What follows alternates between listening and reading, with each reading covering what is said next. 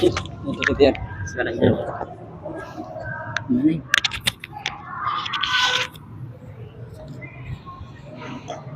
Jazakallah Pak Didi. Bismillahirrahmanirrahim. Assalamualaikum warahmatullahi wabarakatuh.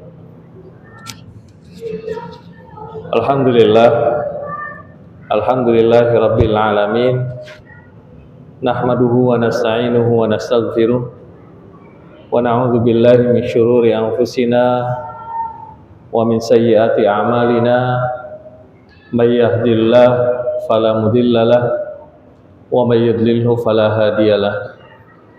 Asyhadu an la ilaha illallah wahdahu la syarikalah wa asyhadu anna Muhammadan abduhu wa rasuluh la nabiyya ba'dah. Qala Allah ta'ala fi kitabihil karim, a'udzu billahi minasyaitonir rajim. Bismillahirrahmanirrahim. Ya ayyuhalladzina amanu taqullaha wa qulu qawlan sadida yuslih lakum a'malakum wa yaghfir lakum dhunubakum wa may yuti'illaha wa rasulahu faqad faza fawzan 'azima. Jamaah yang dirahmati Allah Subhanahu wa taala, alhamdulillah senantiasa kita bersyukur kepada Allah Subhanahu wa taala. Semoga Allah menerima semua amal ibadah yang telah kita lakukan, khususnya salat maghrib yang baru saja kita laksanakan. Jamaah rahimakumullah, ketika kita bersyukur kepada Allah Subhanahu wa taala, maka adab yang kita lakukan adalah menampilkan puncak syukur di hadapan Allah. Hal ini dilakukan oleh Bani Israel ketika mereka mendapatkan pertolongan atau nikmat dari Allah Subhanahu wa taala. Jadi suatu hari Rasulullah sallallahu alaihi wasallam datang ke Madinah. Hadisnya diceritakan oleh Abdullah ibnu Abbas. Qadaman Nabi sallallahu alaihi wasallam, datang Rasulullah sallallahu alaihi wasallam ke Madinah. Ketika datang ke Madinah, kemudian menjumpai orang-orang Yahudi di Madinah, orang-orang Bani Israel di Madinah. Pada saat itu mereka sedang berpuasa. Maka kemudian bertanya Rasulullah sallallahu alaihi wasallam, faqala Rasulullah sallallahu alaihi wasallam, ma hadza? Rasulullah bertanya, apa ini? Kemudian orang-orang Yahudi, orang-orang Bani Israel itu menjawab bahwa kami sedang hadza yaumun salih. Ini adalah hari kemenangan. Ini adalah hari yang buat kami adalah hari bergembira. Kenapa kalian bergembira, kata Rasulullah sallallahu alaihi wasallam? Kenapa kemudian ini menjadi hari kemenangan buat kalian? Hadza yaumun najallahu Musa wa Bani Israel min aduwwihim. Kata orang-orang Yahudi, hari ini adalah hari di mana Allah menyelamatkan Musa dan Bani Israel, yaitu orang-orang Yahudi, dari musuh-musuh mereka di Laut Merah. Maka mereka menganggap itu hari yang mulia, menganggap itu sebuah hari kemenangan, dan yang dilakukan oleh mereka adalah berpuasa. Jadi mereka mengungkapkan kegembiraannya, mereka memperlihatkan syukurnya, memperlihatkan puncak syukurnya karena mendapatkan pertolongan Allah adalah dengan berpuasa. Dan itu yang kemudian kita kenal dengan hari Asyura, puasa Asyura. Hari puasa di tanggal 10 Muharram. di mana Allah menyelamatkan Nabi Musa dan Bani Israel dari musuh-musuhnya.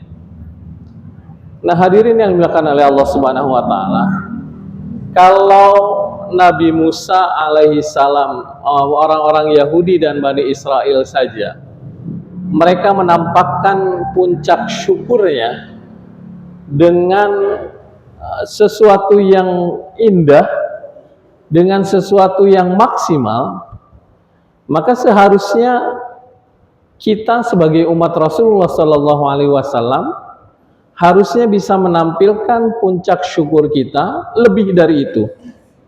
Makanya di terusan hadis yang disebutkan tadi, Rasulullah Sallallahu Alaihi Wasallam menyampaikan, kata beliau, ana ahaqqu bi Musa, bahwa saya, kata Rasulullah, yang lebih berhak terhadap Musa daripada kalian. Jadi bukan yang kemudian yang berhak terhadap Musa itu bukan kalian orang-orang Yahudi, tetapi yang lebih berhak terhadap Musa alaihi salam adalah saya, karena saya yang menyempurnakan ajaran-ajarannya Musa, kata Rasulullah Sallallahu Alaihi Wasallam. Nah, maka kita sebagai pengikut Rasulullah Sallallahu Alaihi Wasallam, adab kita ketika mendapatkan pertolongan, ketika kita mendapatkan nikmat dari Allah Subhanahu wa taala, adabnya adalah menampilkan puncak syukur di hadapan Allah. Bagaimana cara menampilkannya? Ya kita yang tahu. Kalau kita mendapat kenikmatan, lakukan ibadah di hadapan Allah Subhanahu wa taala. Dapat hari ini dapat uang 10 juta bukan untuk berfoya-foya, tetapi bagaimana kemudian kita bisa menampilkan puncak syukurnya dengan berinfak di jalan Allah Subhanahu wa taala. Itulah puncak syukur. Jadi ibadah yang dilakukan, karena memang itu adab yang diajarkan oleh Rasulullah Sallallahu Alaihi Wasallam kepada kita umatnya.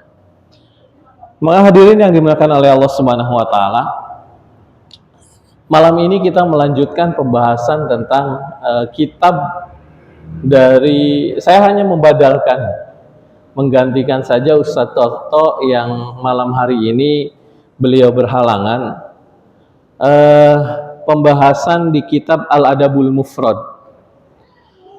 Saya juga kurang tahu sampai di mana pembahasan kitab Al-Adabul Mufradnya, tapi mudah-mudahan apa yang saya sampaikan bukan sekedar pengulangan, tetapi ini menjadi manfaat untuk kita semuanya. Hadirin jamaah rahimakumullah, kitab Al-Adabul Mufrad itu adalah kitab salah satu karya dari Imam Bukhari. Imam Bukhari, kalau kita sering mendengarnya, kitab yang dikarang oleh Imam Bukhari itu karyanya adalah Sahih Bukhari. Itu sering kita dengar. Tapi kalau Al-Adabul Mufrad itu jarang kita dengar. Kenapa? Karena memang yang sering kita dengar karyanya Imam Bukhari adalah Sahih Al-Bukhari. Ya, Sahih Al-Bukhari itu nama asli, judul aslinya bukan Sahih Al-Bukhari, tetapi judul aslinya panjang, Al-Jami' As-Sahih Al-Musnad Al-Mukhtasar min umuri Rasulillahi wa sunanihi wa ayyamihi. Itu judul aslinya Sahih Bukhari. Ada yang bisa ngulang, Pak? Nggak bisa. Judul aslinya panjang, Al-Jami' As-Sahih Al-Mustad Al-Mukhtasar min umuri Rasulillahi wa sunanihi wa ayyamihi. Itu judul aslinya Sahih Al-Bukhari. Nah, artinya Al-Jami' itu artinya kitab saya ini yang luas, kitab saya ini yang komprehensif. As-Sahih berisi hadis-hadis yang sahih, ya, isinya hadis-hadis sahih, gitu, menyampaikan semuanya hadis-hadis sahih.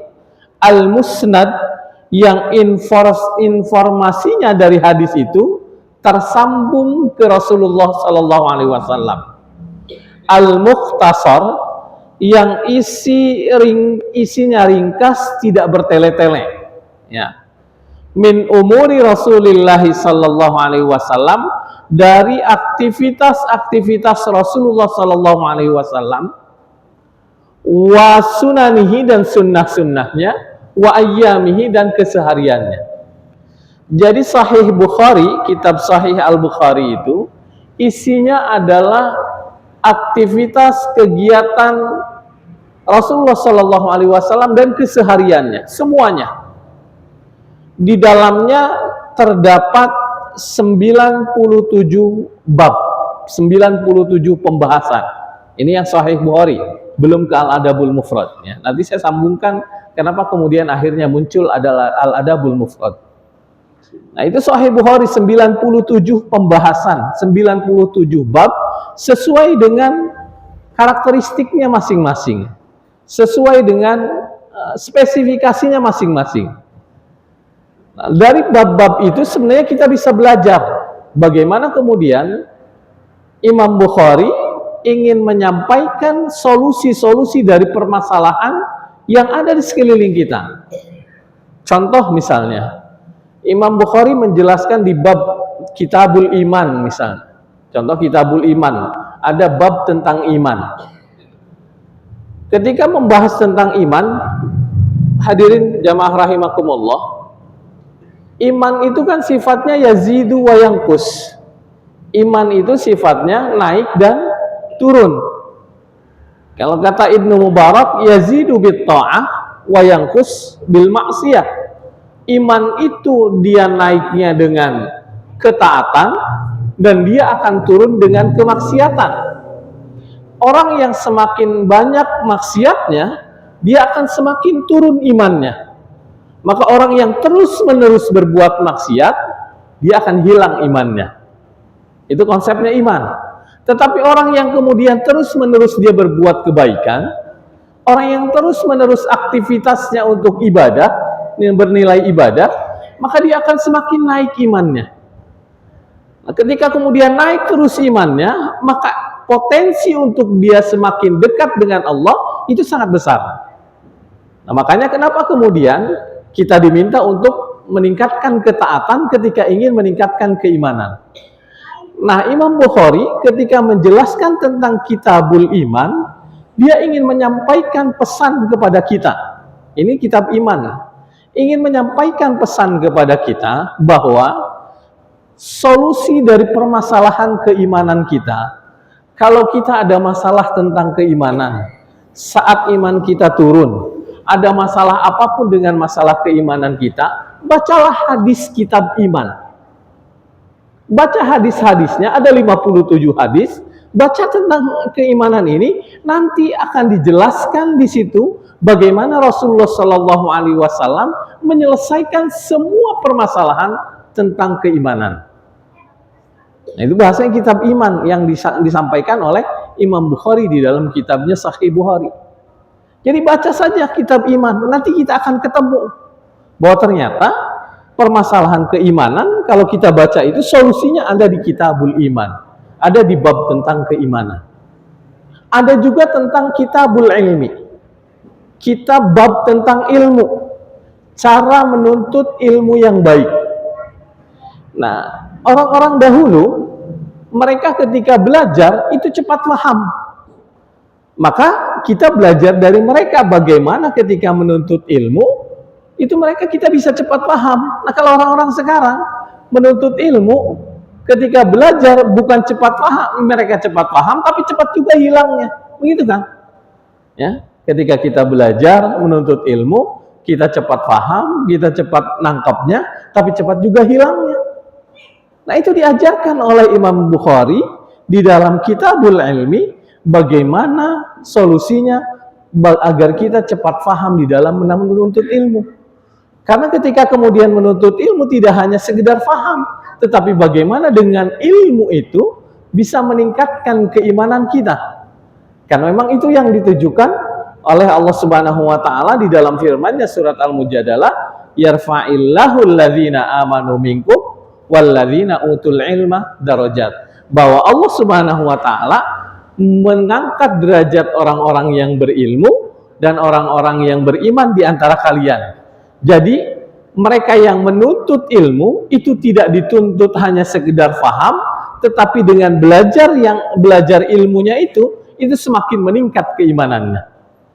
Jadi kalau kita kemudian belajar ke majelis-majelis taklim dimanapun, ataupun kemudian kita belajar cari sumber-sumber sendiri, tetapi kemudian keimanan kita tidak meningkat, semakin meningkat kepada Allah Subhanahu wa Ta'ala, berarti ada yang salah dari proses menuntut ilmunya. Karena ilmu itu yang diajarkan menurut Imam Bukhari di dalam Kitabul Ilmu itu, akan kita dapati bahwa mereka yang menuntut ilmu itu seharusnya semakin meningkat keimanan mereka kepada Allah Subhanahu wa Ta'ala. Makanya tadi saya sampaikan, ada janji Allah di surat Al-Mujadilah bahwa Allah akan mengangkat orang-orang yang berilmu dan orang-orang yang beriman di antara kalian. Siapa yang berilmu, maka dia akan semakin meningkat keimanannya. Itu dibahas oleh Imam Bukhari di dalam bab tentang ilmu, Kitabul Ilmi. Nah, ada juga kemudian Kitabul Buyu' misalnya. Kitabul Buyu' tidak hanya pembahasan tentang masalah ibadah, tetapi masalah sosial, ibadah sosial pun dijelaskan oleh Imam Bukhari di dalam kitabnya Kitabul Buyu', kitab tentang bab tentang berbisnis, bab tentang berusaha. Jadi nanti kita akan melihat di bab itu bagaimana pengusaha-pengusaha di zaman Rasulullah Shallallahu Alaihi Wasallam itu bisa berbisnis sesuai dengan apa yang dicontohkan oleh Rasulullah Shallallahu Alaihi Wasallam. Ya. Jadi pebisnis, pengusaha di zaman Rasulullah Shallallahu Alaihi Wasallam itu mereka tidak hanya kembali modal, tetapi kembali untung. Jadi tidak ada di zaman Rasulullah Shallallahu Alaihi Wasallam pengusaha atau pebisnis yang kemudian menerapkan sistem bisnisnya sesuai tuntunan Rasulullah Shallallahu Alaihi Wasallam itu kemudian merugi, tidak ada. Mereka justru tidak hanya kembali modal, tetapi kembali untung. Jadi untungnya besar. Bahkan ada yang kemudian asetnya bisa bertahan melewati masanya. Jadi asetnya sahabat-sahabat Rasulullah yang berbisnis itu bisa bertahan melewati masanya. Contoh Utsman bin Affan. Utsman bin Affan itu sahabat Rasulullah Shallallahu Alaihi Wasallam yang dia juga jago berbisnis. Diceritakan di Kitabul Buyu' yang kemudian karangannya Imam Bukhari ini. Utsman bin Affan jago berbisnis. Dia pengusaha. Utsman bin Affan sampai hari ini kan Utsman bin Affan sudah tidak ada di tengah-tengah kita. Utsman bin Affan sudah wafat ratusan tahun yang lalu. Tetapi asetnya Utsman bin Affan sampai hari ini, kalau kita datang ke Saudi Arabia sana, asetnya Utsman bin Affan sampai hari ini masih ada. Jadi kalau Bapak Ibu jamaah rahimakumullah pernah mendengar ceritanya Utsman bin Affan yang dia akhirnya membeli sumur dari orang-orang Yahudi. Nah, itu luar biasa. Ternyata sumurnya sampai hari ini masih ada, sumurnya Utsman. Dijadikan kebun kurma. Kebun kurma itu hasilnya luar biasa, panennya luar biasa, dikelola oleh pemerintah, dibuatkan rekening atas nama Utsman bin Affan. Bayangkan, pebisnis yang kemudian tata cara bisnisnya mengikuti cara Rasulullah Shallallahu Alaihi Wasallam, mengikuti tuntunan Rasul, sampai kemudian asetnya bisa bertahan melewati masa hidupnya dia. Sampai sekarang masih ada. Jadi asetnya masih ada, dikelola oleh pemerintah, kemudian digunakan untuk kepentingan sosial. Jadi kalau hari ini kita menerima sumbangan Al-Quran dari pemerintah Saudi Arabia, yang surat Quran dari Saudi Arabia, itu adalah hasil aset dari Utsman bin Affan. Bayangkan, orangnya sudah tidak ada, tapi asetnya masih bertahan sampai sekarang. Itu pembahasannya di dalam Kitabul Buyu', di dalam kitab berbisnis yang kemudian dijelaskan oleh Imam Bukhari di dalam kitab Sahih Bukhari tadi. Nah, banyak sebenarnya, 97 pembahasan di Sahih Bukhari. Nah, Bapak Ibu yang dirahmati Allah Subhanahu wa Ta'ala, di antara kemudian hasil 97 pembahasan bab itu, Imam Bukhari kemudian menyederhanakan pembahasannya sesuai dengan kebutuhan. Sesuai dengan kebutuhan. Maka Imam Bukhari kemudian menyederhanakan, ada yang diringkas-ringkas sesuai dengan kebutuhan. Maka kemudian hadirlah kitab Al-Adabul Mufrad. Al-adab artinya adalah adab, etika atau moral. Kemudian al-mufrad itu diambil dari kata bahasa Arab infirad, farada yafradu. Infirad artinya sendiri, munfarid itu orang yang sendirian, mufrad artinya yang sengaja disendirikan atau dikhususkan. Jadi Al-Adabul Mufrad itu artinya adalah kitab pembahasan yang dikhususkan untuk membahas tentang adab, etika, dan moral. Nah itu yang dihasilkan, maka kemudian keluarlah Al-Adabul Mufrad. Jadi pembahasan-pembahasan di kitab Al-Adabul Mufrad itu khusus tentang etika, tentang moral, tentang akhlak. Kenapa kemudian yang diambil oleh Imam Bukhari dia hanya tentang adab? Karena memang ini yang penting sebelum kita belajar tentang ilmu. Jadi orang-orang dahulu mereka tahu bahwa sebelum kita mempelajari tentang ilmu pengetahuan, yang harus diajarkan terlebih dahulu adalah tentang adab. Ya, tentang adab. Kenapa? Karena ini penting. Makanya Ibnu Mubarak ketika beliau berbicara tentang adab, ya, tentang Al-Adabul Mufrad, Ibnu Mubarak itu mengatakan talabtul adab salasina sana. Saya ini menuntut adab, mencari adab itu selama 30 tahun. Ya, Ibnu Mubarak wa talabtul ilma ishrina sana, dan saya mencari ilmu, menuntut ilmu itu hanya 20 tahun. Perbandingannya 10 tahun.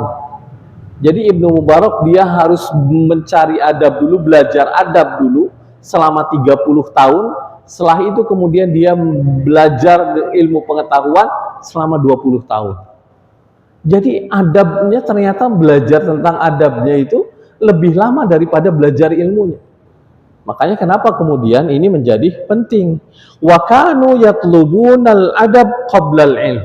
Kata Ibnu Mubarak melanjutkannya bahwa orang-orang salafus saleh mereka selalu mencari adab terlebih dahulu sebelum ilmu pengetahuan. Karena kalau ilmu pengetahuan kita bisa belajar dari sumber belajar manapun. Tetapi ketika kita berbicara tentang adab, ini banyak orang-orang yang kemudian tidak bisa memahaminya, tidak bisa mengamalkannya, tidak bisa mempraktekannya dalam kehidupan sehari-hari. Makanya kenapa kemudian orang-orang terdahulu mereka harus mencari adab itu sampai menuntut adab, mencari adab itu sampai 30 tahun lamanya. Bahkan kemudian Ibnu Mubarak menambahkan bahwa kadal adab ayyakuna salasayiddin. Bahwa kata Ibnu Mubarak, adab itu hampir-hampir dia menjadi sepertiga dari agama. Ya. Kenapa? Karena saking banyaknya adab yang harus dipelajari, maka kemudian disampaikan oleh Ibnu Mubarak, hampir-hampir adab itu menjadi sepertiga dari agama kita. Karena semua dari aktivitas kita, bangun tidur sampai tidur kembali, itu yang dipelajari terlebih dahulu bukan hanya sekedar ilmunya, tetapi adabnya. Yang dipelajari adalah adabnya terlebih dahulu. Jadi bagaimana Rasulullah SAW dari bangun tidur dengan adab, tidur kemudian tidur kembali pun itu dengan adab, ada adab-adabnya. Nah makanya kenapa kemudian Ibnu Mubarak menyampaikan bahwa hampir sepertiganya agama itu ya sebenarnya tentang adab, bagaimana kita beradab. Nah makanya para salafus saleh mereka selalu mendahulukan untuk menyelesaikan adab terlebih dahulu daripada ilmu. Ya, mereka belajar adab dulu daripada belajar ilmunya. Nah, hadirin jamaah rahimakumullah. Kemudian yang menarik dari kitab Al-Adabul Mufrad ini, metodologi yang digunakan oleh Imam Bukhari dari kitab Al-Adabul Mufrad kemudian ke kitab Sahih Bukhari itu sama metodologinya. Mereka selalu Imam Bukhari itu selalu memulainya dengan ayat-ayat Al-Quran terlebih dahulu sebagai dasar pijakan. Jadi di kitab ini sebagai pijakannya dasar-dasarnya akan disampaikan ayat-ayat Al-Quran.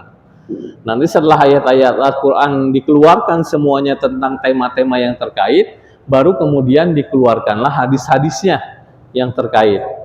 Nah itu yang kemudian dikeluarkan sesuai dengan tema-tema yang memang disampaikan.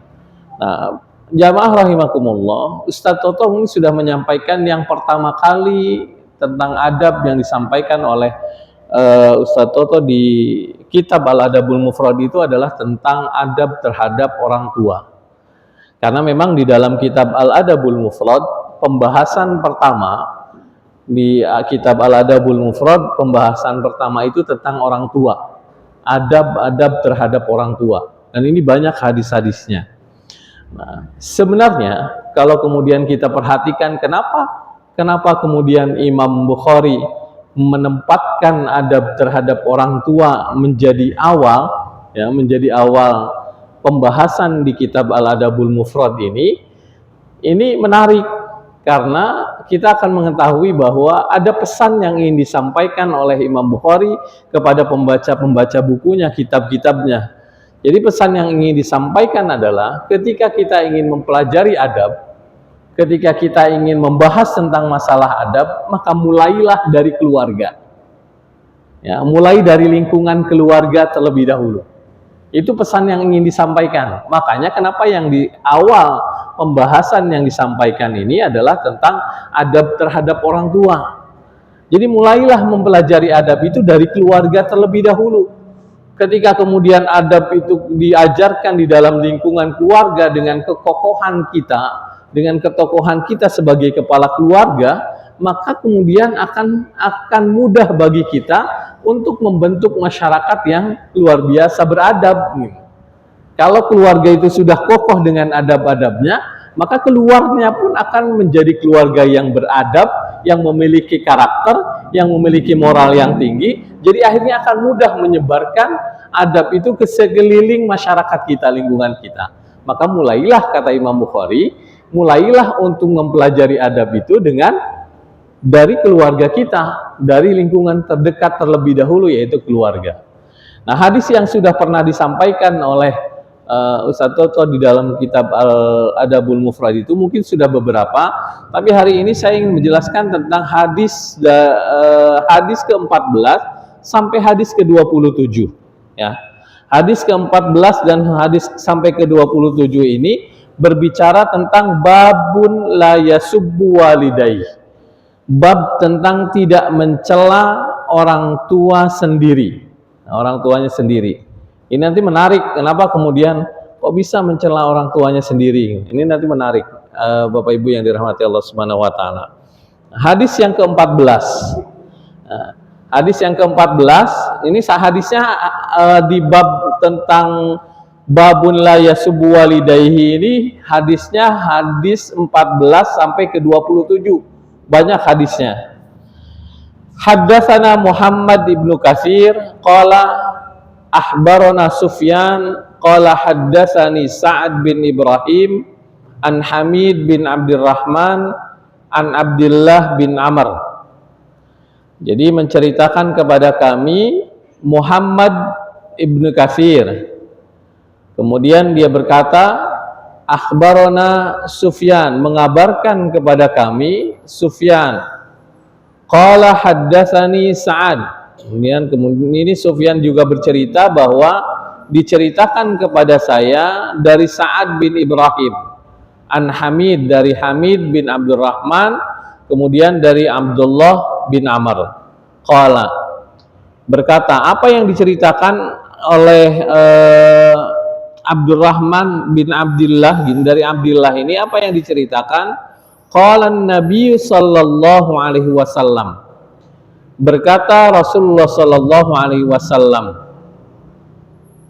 minal kabairi ayyashtum ar-rajul walidayhi, termasuk dosa besar yang termasuk dosa besar adalah mencela orang tuanya. Jadi ini masuknya nanti ke hukum fikih ya, Bapak. Kenapa? Karena di sini disebutkan minal kabair, termasuk salah satu yang menjadi dosa besar. Ya, kabair itu artinya dosa besar. Ayyashtum ar-rajulu walidayhi. Jadi seseorang yang mencela orang tuanya itu termasuk dosa besar hukumnya. Tapi kemudian para sahabat bertanya, qalu kaifa yashtum? Nah, para sahabat kemudian merasa heran, bertanya kepada Rasulullah Shallallahu Alaihi Wasallam, bagaimana mungkin seseorang mencela orang tuanya? Hadirin yang dimuliakan oleh Allah Subhanahu Wa Taala, ini yang menariknya, bangsa Arab itu, walaupun mereka disebut dengan bangsa jahiliyah pada saat itu, dengan kaum jahiliyah pada saat itu, mereka tidak pernah mencela orang tua.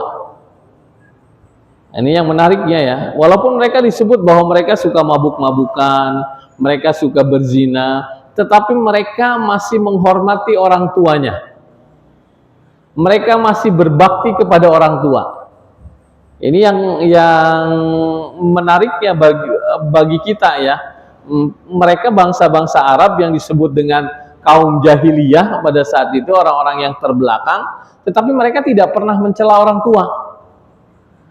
Nah, buktinya mana? Buktinya ini, para sahabat bertanya, kaifa yashtum? Bagaimana ya Rasulullah gitu? Bagaimana mungkin seseorang mencela kedua orang tuanya? Karena pada saat itu tidak ada kebiasaan orang-orang jahiliyah bangsa Arab yang mereka mencela orang tuanya. Itu orang-orang bangsa Arab yang disebut kaum jahiliyah. Nah sekarang kita yang disebut dengan kaum modern, bukan bangsa jahiliyah, ada nggak dari kita yang kemudian mencela orang tuanya? Bukan ada lagi, tapi banyak. Bukan hanya mencela, menjelek-jelekan orang tua juga banyak. Padahal lihat orang-orang bangsa jahiliyah, orang-orang Arab pada saat itu, mereka tidak pernah mencela orang tua sebejat-bejatnya mereka, sejahat-jahatnya mereka, seburuk-buruknya mereka tidak mencela orang tua.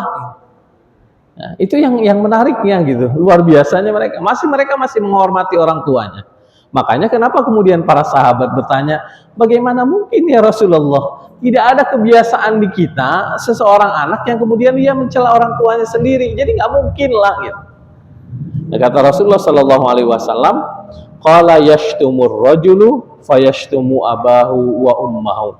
Nah, kemudian muncul permasalahan baru lagi bahwa kata Rasulullah SAW, bisa jadi seseorang yang ketika dia menjelekkan orang lain, dia mencela orang lain, kemudian orang itu balik mencela kita dengan mencela orang tua kita.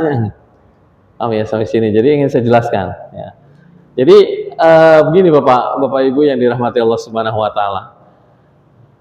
Ada sebuah hukum kalau di kita misalnya, kalau kita kita main cela-celaan, misalnya kita berdua main cela-celaan antara satu dengan yang lain, itu biasanya kita yang memulai nyela orang misalnya, contoh misalnya, dengan perkataan yang tidak baik, otomatis kita akan mencela orang lain dengan yang lebih jelek dari celaan pertama kan nggak mungkin. Misalnya kita, mohon maaf ini, kalau misalnya kita mencela orang lain dengan anjing misalnya, pasti yang keluar dari celaan ketika kita marah, emosi, keluar celaannya bukan hanya sekedar kata anjing kan, pasti yang keluar anjing, babi gitu, keluar semuanya gitu kan, itu akan keluar semuanya biasanya.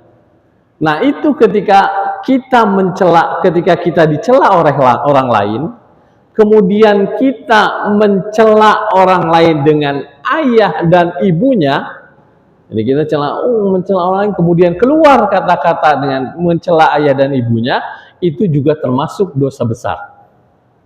Makanya hati-hati, kita sering kan main-main dulu waktu SMP, waktu SMA gitu. Nama ayah kita Budi, Budi lu, gitu. Kita sering main-main. Padahal itu dosa besar termasuk. Karena kita mencela orang tua, teman kita gitu, saudara kita. Itu disebutkan di dalam hadis ini. Itu adab. ya adab yang diajarkan oleh Rasulullah Shallallahu Alaihi Wasallam. Yang kita mungkin bagi kita sesuatu yang bercandaan, sesuatu yang hal wajar, mungkin bahasanya mizah, percandaan, tidak ada yang serius. Ketika kita mencela orang lain dengan ibunya namanya misalnya Tini, oh dasar lu Tini, gitu. Bagi kita biasa gitu kan. Tetapi tidak disebutkan oleh hadis Rasulullah Shallallahu Alaihi Wasallam itu minal kabair, itu termasuk dosa besar. Kenapa? Karena itu adab. Ketika kita mencela orang lain dengan orang tua, nama orang tuanya, maka di situ masuk hukumnya sebagai kabair, sebagai dosa besar. Nah, makanya hati-hati Bapak Ibu yang dirahmati Allah Subhanahu wa taala, jangan kemudian kita mencela orang lain dengan nama orang tuanya. Itu disebutkan oleh Rasulullah Shallallahu Alaihi Wasallam di sini. Makanya kenapa kemudian di hadis ini ada beberapa faedah yang kemudian bisa kita ambil ya dari hadis yang disampaikan oleh Rasulullah Shallallahu Alaihi Wasallam di sini. Faedah yang pertama hadisnya adalah tadi bahwa mencela orang tua itu adalah bagian dari dosa besar hukumnya. Itu yang pertama. Jadi hukum mencela orang tua itu adalah dosa besar. Kemudian yang kedua, barang siapa yang kemudian menyebabkan kemungkaran walaupun dia tidak melakukan secara langsung. Ini mencelanya ada yang secara langsung, ada yang secara tidak langsung. Kalau dari pemahaman dari hadis ini, secara langsung itu kan kalau kita mencela orang tua kita sendiri. Kita ada punya orang tua, kemudian kita cela orang tua kita sendiri, kita jelek-jelekan orang tua kita sendiri. Itu masuk dari kabair. Tetapi juga ada yang mencelanya secara tidak langsung. Bagaimana mencela secara tidak langsung? Ya tadi, ada teman kita, ada saudara kita, mencela orang tua kita, tetapi kita jadi penyebabnya. Ya, kita jadi penyebabnya dari celaan yang keluar dari teman, dari saudara kita. Kita jadi penyebabnya. Nah itu tidak boleh, itu secara tidak langsung. Ya, kita mengejek orang lain, tapi kemudian ejekannya berbalas kepada kita dengan orang tua kita. Nah itu tidak diboleh, termasuk dengan kabair juga, termasuk dari dosa besar juga. Maka itu tidak dibolehkan. Nah kita sebagai penyebab dari kemungkaran yang lain, ini kan kita mencela orang, itu kan kemungkaran. Kemudian muncul celaan orang lain kepada kita dengan nama ayah dan ibu, penyebabnya adalah kita. Berarti penyebab kemungkaran lain itu adalah kita, walaupun kita tidak melakukannya, maka kita mendapatkan dosa seperti orang yang melakukannya. Nah, ini. Jadi walaupun kita tidak melakukan perbuatan itu, tetapi kita mendapatkan dosa sama seperti orang yang melakukannya. Dan ini digambarkan oleh Allah Subhanahu wa taala di dalam surat Asy-Syams ketika di sana ada ayat idzim ba'atsa asyqaha faqala lahum rasulullah naqatallahi wa suqiyaha. Di sana ada satu sahabat, ada seorang sahabat yang menyembelih untanya Rasulullah Shallallahu Alaihi Wasallam. Sahabat itu bernama Hudan bin Yasrib kalau dia menyembelih untanya Rasulullah Shallallahu Alaihi Wasallam. Dia sembelih tanpa ada perintah, tetapi kemudian diprovokatori oleh orang-orang sekitarnya. Yang menyembelih siapa? Hudan, satu orang saja. Tetapi diprovokatori oleh orang-orang di sekitarnya. Dia yang menyembelih dan orang yang memprovokatorinya itu mendapatkan dosa yang sama. Paham sampai sini ya Bapak-Bapak ya? Jadi ketika kemudian kita menyebabkan orang lain berbuat mungkar, orang lain berbuat kesalahan, kemudian orang itu melakukan kesalahannya, melakukan perbuatan yang tidak baik, maka kita mendapatkan dosa yang sama dengan orang yang melakukan kejahatan tersebut. Tadi di sini disebutkan hadis Rasulullah SAW, kita tidak mencela orang tua kita sendiri. Tetapi kemudian kita menjadi penyebab dari kemungkaran, ya penyebab dari orang lain akhirnya berbuat mungkar, dia mencela orang tua kita, karena kita punya penyebab, maka dosa kita sama dengan dosa dia. Nah, itu kan tadi saya sampaikan, disebutkan oleh orang. Maka hati-hati ketika kita kemudian memprovokatori orang, Kemudian lo kamu ayo digojok-gojokin orang, kamu lempar aja batunya ke sana, lempar rumahnya, lempar jendela rumah itu dengan batu, dilempar. Dulu kan kita sering main-main begitu. Ayo lempar rumahnya, dilempar rumahnya. Kita nggak melakukan lemparan batu itu, dilempar saja rumahnya. Kita kan nggak berdosa. Kalau secara hukum negara kita tidak berdosa, kan? Kenapa? Karena yang melakukan bukan kita, tetapi secara hukum agama dia minal kabair, dia termasuk dosa besar. Ya, dosa besar, dan dia termasuk orang yang melakukan, sama dengan orang yang melakukan pelemparan yang provokator itu. Jadi kalau kemudian kita memprovokatori orang untuk berbuat kemungkaran, dosa kita sama dengan orang yang melakukannya. Begitu. Nah, begitu juga kebalikannya. Ketika kita memprovokatori orang berbuat baik, ya, berbuat kebaikan, dan orang lain kemudian melakukan kebaikan itu, maka kita akan dapat pahala yang sama dengan orang yang melakukan kebaikan itu. Itu yang kemudian baiknya Allah Subhanahu wa Ta'ala. Jadi hati-hati ya, Bapak Ibu jamaah rahimakumullah, ketika kita menjadi penyebab kemungkaran dari seseorang yang kemudian orang itu melakukan kemungkaran, kita yang jadi penyebabnya, maka kita akan termasuk orang-orang yang sama melakukan dosanya dengan. Nah, maka jangan sampai kemudian kita menjadi pionir di dalam kemaksiatan sesuai dengan hadis ini. Contoh lagi, misalnya kita ada orang yang merusak rumah tangga, kan banyak ya, orang merusak rumah tangga. Misalnya kita ojok-ojokin orang, itu suami kamu itu begini, istri kamu itu begini. Akhirnya kemudian terjadilah misalnya rumah tangganya akhirnya bercerai.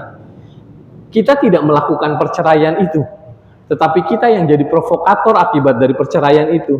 Maka kemudian dosa kita sama seperti orang-orang yang melakukan perceraian. Nah, itu makanya hati-hati, karena kita penyebab dari kemungkaran. Nah, Bapak Ibu jamaah rahimakumullah, sudah jadi cukup belum, ini baru hadis ke-14, tapi nanti kalau yang hadis berikutnya insya Allah akan dilanjutkan oleh Ustaz Toto di dalam kajian berikutnya. Mohon maaf karena waktunya sudah hampir menjelang Isya, kurang lebihnya mohon maaf. Mudah-mudahan ini bermanfaat untuk saya pribadi dan untuk semuanya. Wallahu muwaffiq ila aqwamit thoriq. Wassalamualaikum warahmatullahi wabarakatuh. Waalaikumsalam warahmatullahi wabarakatuh. Terima kasih Ustaz atas penyampaian pembahasannya, itu berkaitan dengan adab terhadap orang tua.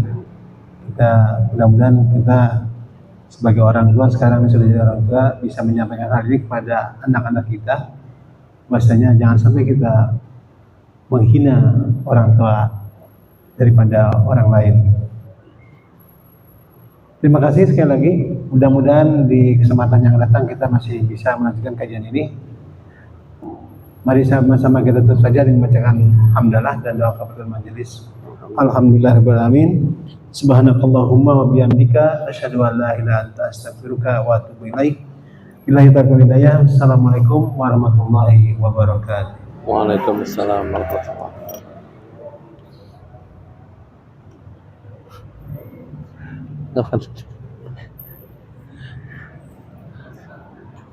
Saya sama